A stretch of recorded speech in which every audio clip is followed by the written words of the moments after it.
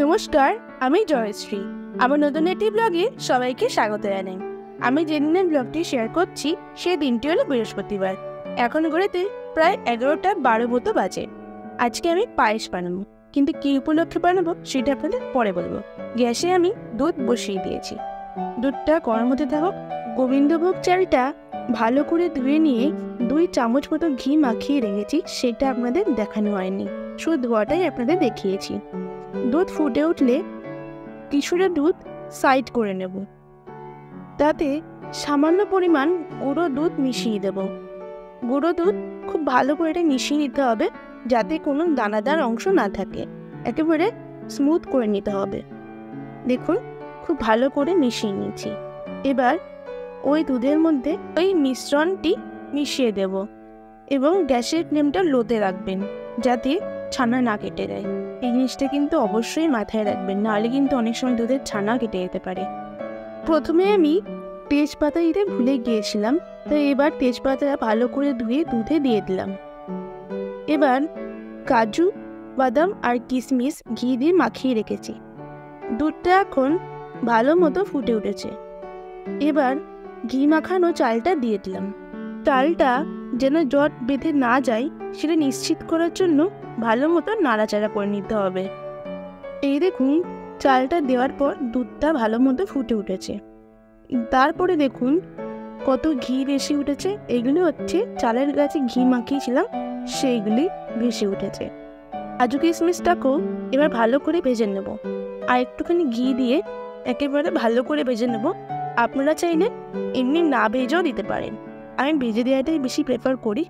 আপনারা যদিও এমনিও দিতে পারেন, কোনো প্রবলেম নেই। খুব ভালো করে ভাজা হয়ে গেছে। এবার গ্যাসের ফ্লেমটা লো করে ঢেকে দিলাম, যাতে চালটা ভালো করে সেদ্ধ হয়।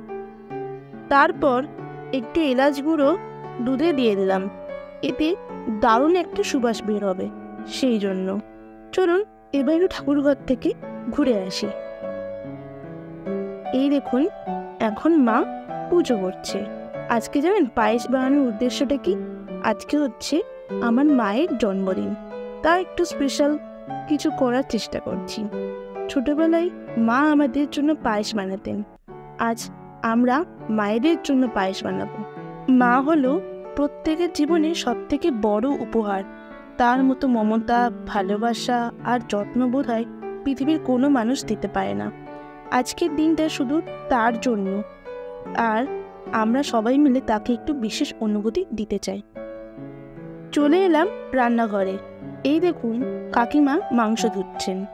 আজ মা বাড়ির সকলকে মটন খাওয়াচ্ছেন জন্মদিন উপলক্ষে, তো সেই জন্যই কাকিমা মাটনটা এখন ধুয়ে নিচ্ছেন।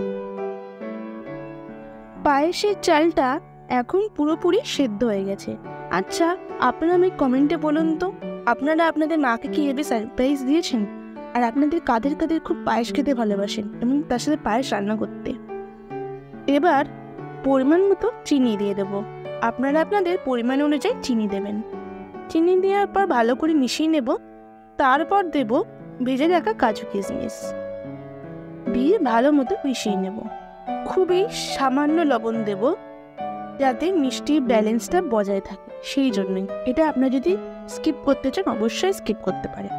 শেষে সামান্য ঘি দিয়ে ঢেকে রাখলাম, এতে ঘিয়ের সুন্দর গন্ধটা থাকবে, খুব সুন্দর লাগে তাহলে খেতে। এই যে বার্থডে গার্ল আবার রান্না করতে বসে গেছে। কতবার করে জানেন বারণ করলাম, আজকে রান্না করতে হবে না, আজকে তুমি ফোন ঘাটো, একটুখানি গল্প করো সবার সাথে। তা না, তিনি আজকেও রান্না করবেন। এখানে মাটনটা কষা হচ্ছে, উনি রান্না করুক। দেখি কাকিমা কি করছে। কাকিমা এই দেখুন এখন লাল শাক কাটছে।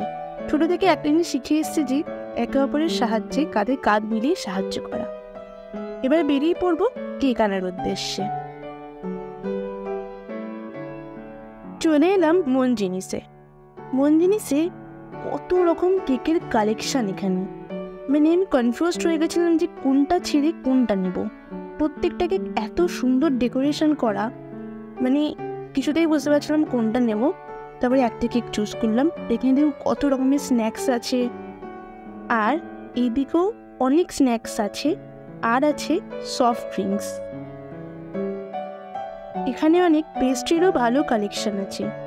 এবার চলুন বাড়ির দিকে যাওয়া যাক। মঞ্জনিস থেকে কেকটা নিয়ে নিয়েছি। তো আমরা নিয়েছি এই কেকটার নাম সুইস বিলস। এর দাম মাত্র 380 টাকা। এরকম বার্থডে কাজ বসে পড়েছে। কতবার বললাম জানেন, ভালো করে সেজে আসো, একটুখানি ভালো ছবি উঠবে, কিছুতেই না। উনি কিছুতেই সাজলো না। উনি বললো না আমি এভাবে বসবো। না শুরু করো। Happy birthday to you, happy birthday to you, happy birthday. আজকের দিনটা শুধুমাত্র মায়ের জন্য, তার জন্য ভালোবাসা, তার জন্য কৃতজ্ঞতা, আর তার জন্য সারা জীবনের শ্রদ্ধা। মা, তুমি এভাবেই আমাদের পাশে থেকো। আমাদের ভালোবাসা। এই ব্লগটা এখানেই শেষ করছি। সবাই ভালো থাকবেন, সাবধানে থাকবেন। আবার দেখা হয় পরের একটি ব্লগে। আমার ভিডিওটি ভালো লাগলে অবশ্যই লাইক, কমেন্ট, সাবস্ক্রাইব আর শেয়ার করতে ভুলবেন না। ফেসবুক থেকে দেখলে পেজটি ফলো করে নেওয়ার অনুরোধ রইল।